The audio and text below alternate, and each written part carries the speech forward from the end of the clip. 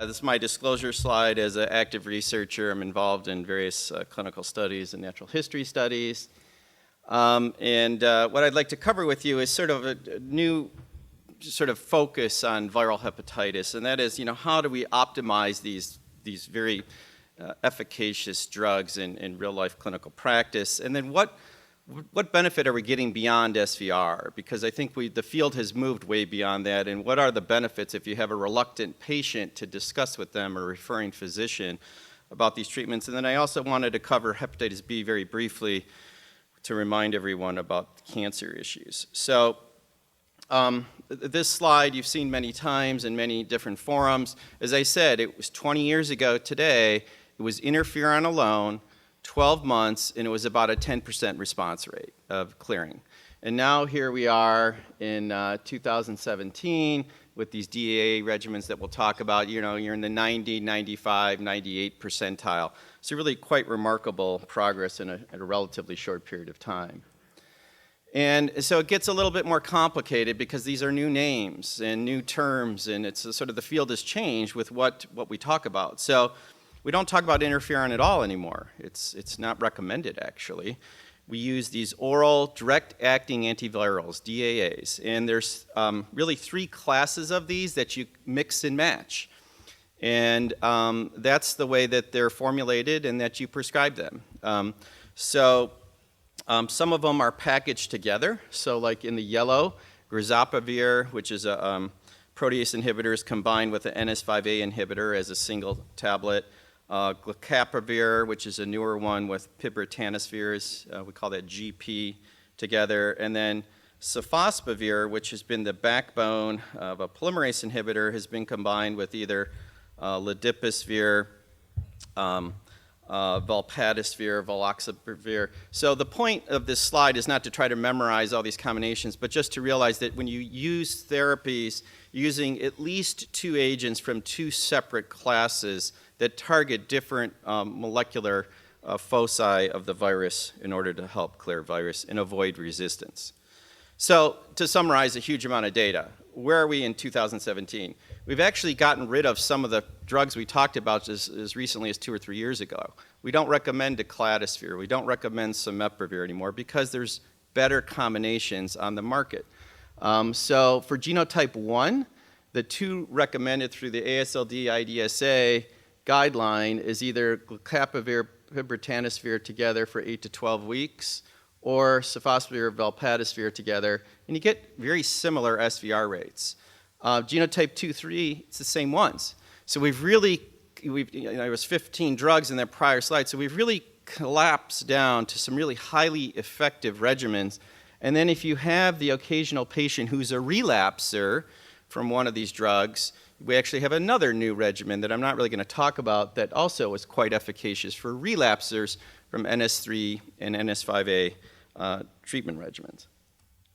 So how good are these in clinical practice? Well, these new regimens are pan-genotypic, so it makes it simpler, and they have a higher barrier to resistance, so they work better. However, we continue to see the occasional relapser, and the predictors are the same as they were 20 years ago, actually. Nothing here has changed. If you're cirrhotic or decompensated cirrhotic, you have a higher rate of relapse. For unclear reasons, African Americans still appear to be at slightly increased risk of relapse compared to Caucasians. If you've been treated previously before and relapsed, and again, the more advanced patients. So these continue to be the groups that you need to pay particular attention to. Now, what about safety? So if we've optimized efficacy, maybe it comes down to safety, and there are important issues around safety that have been raised, and I'd like to put a couple of them to rest, I hope. First off is the liver safety of some of these agents. This is a real issue, and it appears to be drug-specific in that it's the protease inhibitor class of drugs where you got to be careful. So the PROD regimen, which was a combination from AbbVie, was reported about a year or two after it was in the marketplace that it can lead to clinical decompensation in patients who are like a child's A-, B+ patient. And in fact, 26 cases of jaundice or liver failure were reported, and that drug has a black box warning around that issue, but that's no longer a recommended regimen. So it's a little bit historic, but the point is protease inhibitors can cause hepatotoxicity. Same thing, cimeprevir, the pharmacokinetics, it's not a recommended drug anymore, but they are not predictable. And because of these protease inhibitors, some companies have not even done studies in advanced disease, nor will they, because of the concern of protease inhibitor toxicity. So something to be aware of when you're picking specific agents. HBV reactivation I'm going to talk about, and then I hope to put to rest this concern of possible HCC after SVR that was started about 2 years ago at the liver meeting. So let's talk a little bit about GP. It's just approved in the past year. It's glucapavir, pibritanasvir, that's kind of a mouthful. It's a fixed dose combination, and the unique thing here is that you actually have to take 3 of the tablets in the morning every day. They're all equal strength, but to get to the adequate dosing, you have to take 3 tablets in the morning with or without food. So it's a really simple regimen, and it's excreted in the bile. So actually you can give this to patients with renal failure without any concerns, and in fact there's good efficacy in end-stage renal disease. The only issue here is because it's a 3A4 substrate, certain statins are contraindicated, so you just need to be aware of that if your patient's on a statin. It's a very simple regimen. It's pan-genotypic. You give it for 8 weeks if you're non-cirrhotic, or you give it for 12 weeks if you're cirrhotic. And remember, it's not been studied nor recommended in decompensated patients. So that's the drug that's currently available. And how well does it work in compensated cirrhosis? So this was analysis from ASLD. This is all the patients in the clinical trials pooled together. You can see across the different genotypes, it's quite good in compensated cirrhotics. So you're not really losing much efficacy at all here with this regimen. And again, the safety was the main reason for this abstract to be looked at, and only 3 patients had a bilirubin greater than 1.5, and 2 were early discontinued. So there doesn't appear to be a hepatotoxicity signal with this particular regimen. So it's safe and effective in compensated cirrhotics. Now, what about adherence? I mean, we went from shots 3 times a week, feeling awful, having the flu for a year, to taking a pill once a day. So how hard is this to do? Shouldn't be very hard, right? But this, I think, is somewhat surprising about real-life data. This is adherence to the actual drug in the clinical trial, where you're seeing the patient every week or 2 to ensure that they're getting it and tracking it. So there were 2,000 patients that they analyzed in the clinical trials, and they defined adherence as of taking at least 80% of the pills that they were supposed to. Remember, it's 3 pills in the morning once a day. And much to my surprise, over 10% of patients were non-adherent in a clinical trial. I mean, this is like quite remarkable to me, of taking a drug that you're getting for free, that's highly effective, and you're not taking it as prescribed once a day. So the question then was, if the patients in the clinical trials were non-adherent to taking every dose, did that lead to a lower SVR?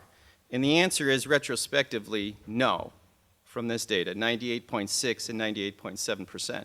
Now obviously we want all of our patients to take their pills as prescribed. But if for some reason they go on vacation, or they took 2 one day and 1 the other day, should I stop? I'd say no, just keep pushing through, but just re-emphasizing this point with your patients. Now, interestingly, who might you want to remind a little more? So in this retrospective analysis, patients who drank any alcohol, those who had genotype 3, and the renal failure patients were more likely to be non-adherent. So those particularly may need a little bit more reminding. Now, what about this HBV reactivation issue? Well, it's kind of a complicated story of a rare event. So we know that 50% of the Hep C patients have a history of prior exposure to hepatitis B because they share risk factors. Most patients have gotten over the B, but they have active C. And we know from highly selected scenarios in oncology that if you give Rituxan or you do a bone marrow transplant in someone who's core positive, you can reactivate the hepatitis B, not in absent hepatitis C. So just this past year, the FDA reported on 29 cases of HBV reactivation in patients who had been treated with direct-acting antivirals for hepatitis C. And when you look carefully at this publication, most of these reports were from Asia. A lot of them were from Japan. And there wasn't just one regimen. It was a multitude of regimens. But amongst those who reactivated, it was serious outcomes. 2 died, and 1 needed a liver transplant. So because of this safety data, the FDA discussed this with all the manufacturers. And now for this entire class of drugs, all of them, there's a black box warning saying, you as the provider need to screen your patient for HBV before you prescribe these drugs. So that leaves it in your hands now to do the screening. So what happens in real life? So this is from the VA. The VA has excellent data because they can track pharmacy, they can track lab data, et cetera.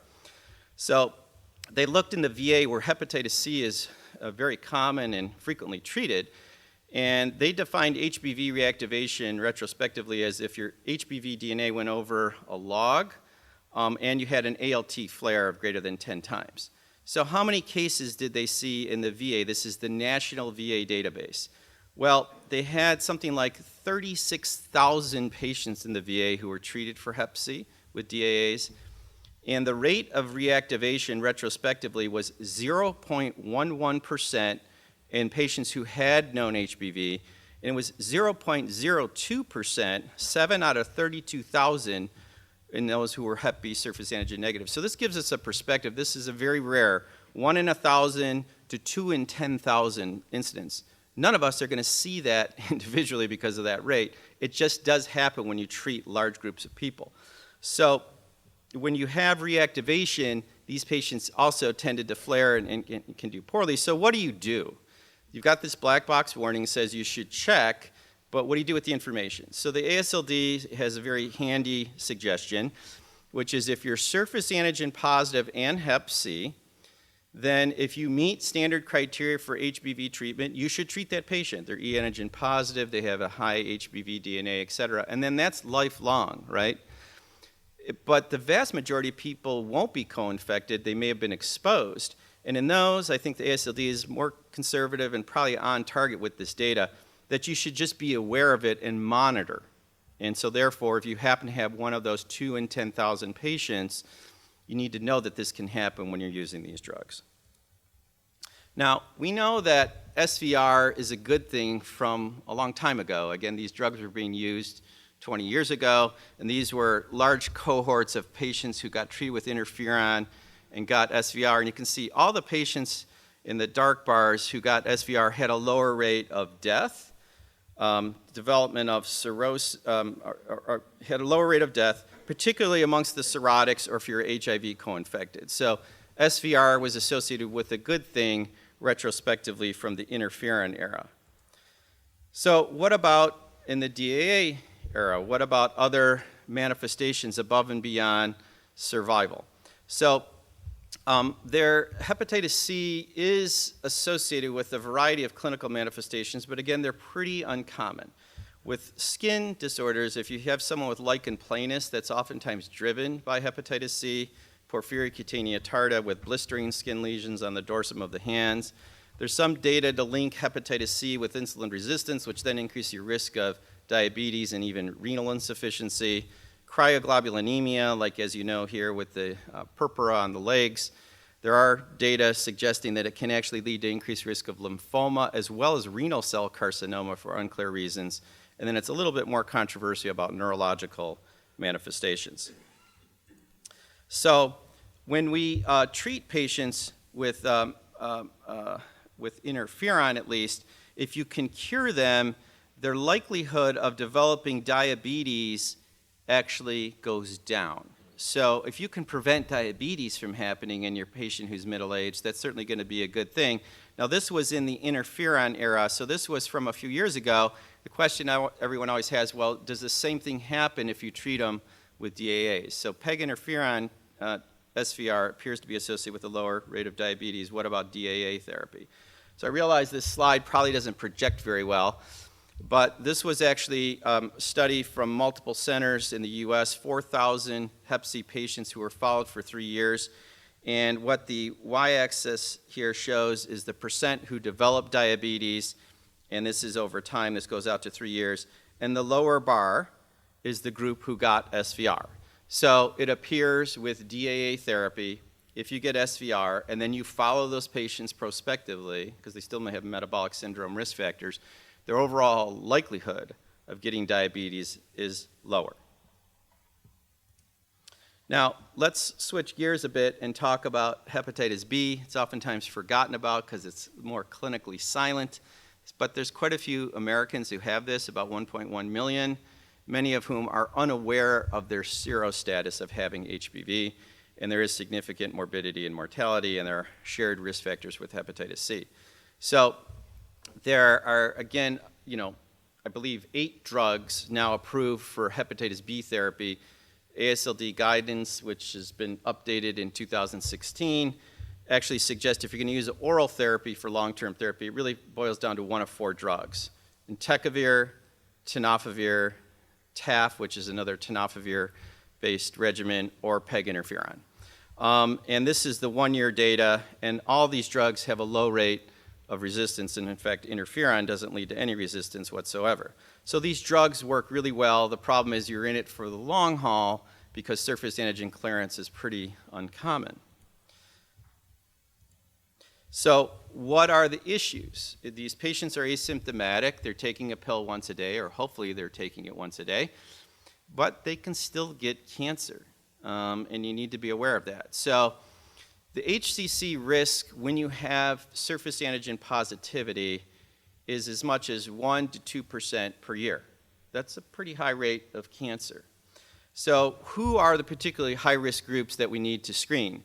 Men need to be screened more than women, but based upon age. So men over the age of 40 should be screened every 6 months, whereas women over the age of 50, because men appear to have a high risk of liver cancer. Your ethnicity and probably where you got the virus and how you got the virus and possibly the genotype of the virus may also influence things, because there's a particularly high rate in individuals who come from the African continent. If you're cirrhotic, no surprise, you're more likely to get cancer than non-cirrhotics, and if you're replicative. So we know about screening, but the question is, amongst treated patients, do you need to screen them or are they protected? So this was a study from the US. This was Mindy Nguyen from Stanford. And she wanted to know if patients who got treated with tenofovir, what's their cancer risk? Now, this is retrospective data. So they had 694 patients who were treated with tenofovir for several years, but they didn't have a control group because this wasn't a randomized controlled trial. So always keep that in mind in the study design when you're interpreting the data. So they pulled a data set from Taiwan, which is not necessarily comparable to the United States, but it was prospectively gathered data from the REVEAL study that some of you may be familiar with. And they had a huge population to pick from, and they did what's propensity score matching. So they matched each patient based upon the age, their gender, their viral load, ALT, and the control group did not get treated, but again, different group of people in a different country.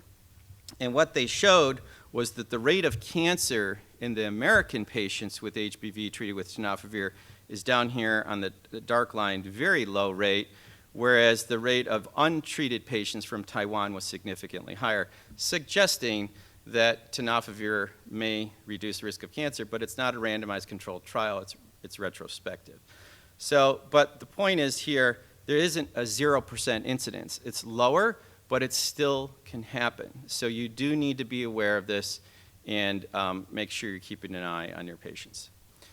So to summarize, I think we've made a lot of progress in the last few years. DAAs are highly effective in clinical practice. We now have 2 pan-genotypic DAA regimens, pretty easy to administer, either for 8 to 12 weeks. And again, I didn't show you the data, but I've shown it in past years that particularly the GP regimen can be used in dialysis patients. The sofosbuvir-based regimens can be used in decompensated. Both can be used in HIV co-infected patients. And we're getting more and more data now in children as well as time goes on. Again, to remember, protease inhibitors should not be given to patients with advanced liver disease, so you do need to be thinking about which regimen you're picking for which patient. HBV reactivation, it's a black box warning, but the incidence is extremely low, 2 in 10,000 amongst surface antigen negative and perhaps 1 in 1,000 amongst co-infected. And there's something you can do, though, if you have a surface antigen positive patient. I guess the slides got dropped for some reason. I didn't have a chance to show you, but there was also another analysis from the VA showing that actually DAA-treated patients, when you follow them out to 2 or 3 years, don't have a higher risk of liver cancer compared to untreated patients who don't clear. I apologize for not having those slides in there. But to finish up, that if you have HBV patients who have traditional risk factors for liver cancer, although their rate of cancer appears to be lower than untreated controls, you still need to be aware of that and survey your patients. Thank you.